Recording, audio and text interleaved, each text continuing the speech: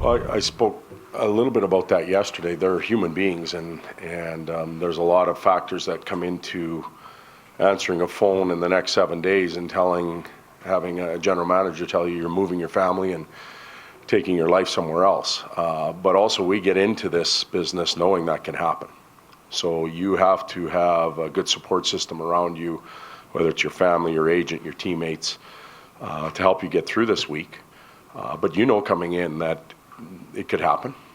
And when you're in 30th place, it has a greater chance of happening because obviously with the group we have, that we haven't had the success we've wanted.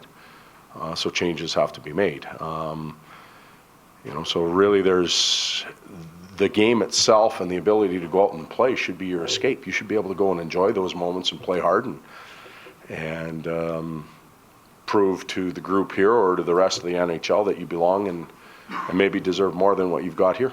So do you learn as much from a guy in these last 20 relatively meaningless games in the standings as you would if you were in a playoff race? Well, one of the things that a real big goal of ours at the beginning of the year, we talked about holding those cards. That was an analogy that I used in staying in games longer and staying in the battle longer, whether it's a loose puck battle or whether it's just in the mental part of staying in a game maybe you're behind in, maybe being a little lower in the standings than you want. And that wasn't just an analogy that was going to be used for the first 30 games.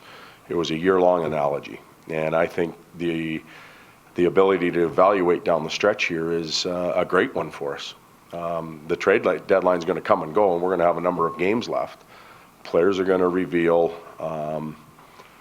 their ability to play together and what they have as far as character goes as a team and also individually, and we'll be watching. But you'll also be bringing up guys in the minors, I presume, to take a look at, so that's kind of an audition time for... Well, it is, and I don't think you just give players in the minors the opportunity to come up and play an audition. They have to have done something there to earn the right to come up here. And it's a real good motivating tool for anybody that's playing in Bakersfield right now. Trade deadline passes, roster is set, players can come up and coaching staff, management, teammates will take a look at some new bodies, but you have to earn it down there. It's not just, hey, let's give them a look and it's a freebie. Earn it and you'll get the chance. How do you think Korpikoski's played? How do I think Korpikoski's played? I think Korpi's done a good job in a lot of the areas that we've asked him to compete in. Penalty kill, he's a fourth line winger, he has the ability to play physical, he can play defensively. Most of his minutes are defensive orientated, penalty kill. He's not going to get a lot of offensive scoring chances. He's probably going to give up more than he gets because of situations he's put into on the ice. But I think Korpi's been good for our team.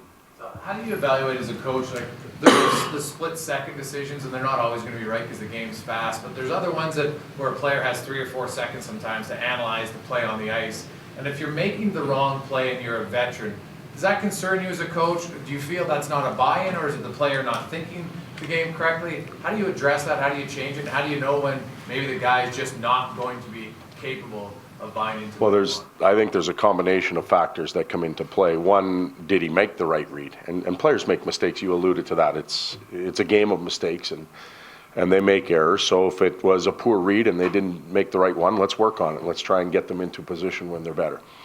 2, do they have the ability to do it? Can they skate? Are they physically strong enough to win that read and get it done? Sometimes I want to do the right thing as a player, but I might not have the skill set to beat you. We have to live with that a little bit sometimes too. The problem point comes is when the player is delinquent, and I've used that term a number of times now. He knows he has the ability and he gets to make a choice on whether or not he wants to get the job done. And there's still mistakes made in those areas where you get confused or there's no communication.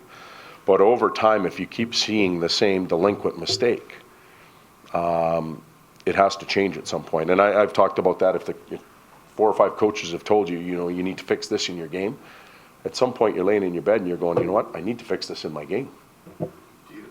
Coach can put out the strategy and talk system and everything.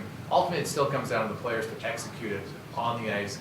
Where does the balance come in where if you're saying do this and he's not doing it, where the other players have to hold the other guys accountable, when do you find Well, that balance?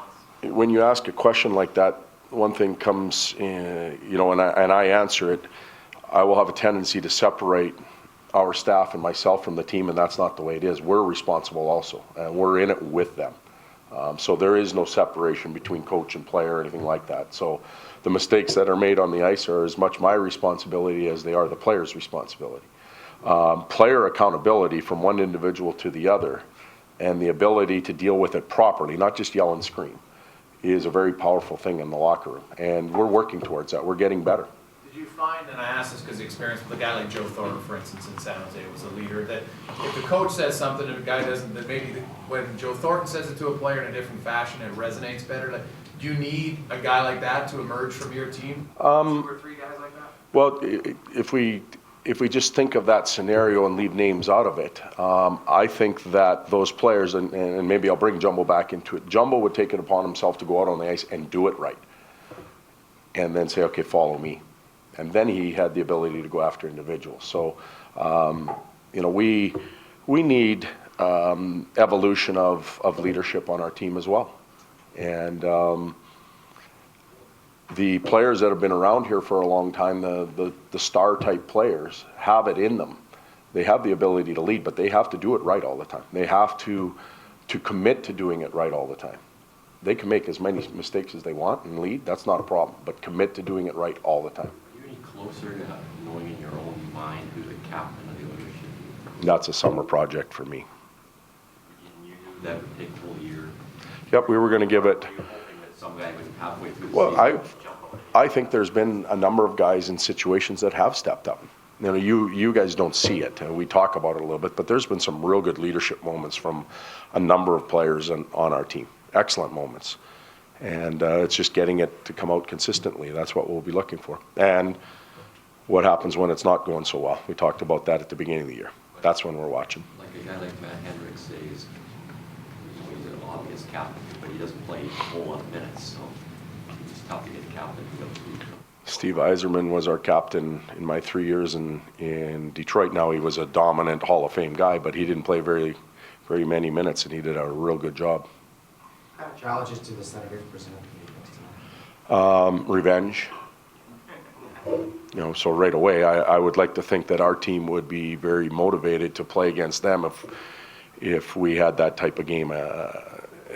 So they're going to be hungry. They're closer to a playoff position than us, so they're going to be excited about pushing and playing. They're on a little bit of a roll. I think their back end, obviously with Carlson, he's such a dynamic guy, but Dion adds a lot more to that back end. CC has the ability to go, so they create a lot of offensive opportunities from their back end, either skating or shooting. So there's a challenge there. And goaltenders played well, so we have a challenge every night. Is it tough preparing for a team that you kind of handled so easily the last time around, knowing that they're going to be very motivated, and knowing that this game isn't going to be perhaps as easy as the last one? Well, I wasn't the only one at that game. We had 20 guys that were at that game too. So if they already forget what happened 15, 20 days ago, shame on them. They better be prepared. And I'll talk to them about it, but they better be prepared to play and deliver. Game plan against the defensemen, like you can game plan against an offensive center. How do you do it against the defensemen? Well, I think you're probably particularly talking about Carlson. So 82 times a year, somebody has a game plan for him, and he seems to get 85 points. So, it's not easy, first of all. And he has the ability to transition very, very quick, either with the puck or without the puck. As soon as it's leaving their zone, he's on his toes, and he's taking 4 strides, and that's all he needs. He's faster than everybody else. So he's up into the play. So you have to have an awareness of where he is and where you are positioned on the ice. Easier said than done. The intent will be there, but he still gets away from a lot of teams. He's obviously very dangerous on the blue line with his vision and his ability to shoot and create and make plays. So shooting lanes will be important. Taking his receivers away are important. But I don't think there's a team in the league that's going to shut him down continually. He's going to have an impact on the game. You have to counter that by having some good offensive chances against him too.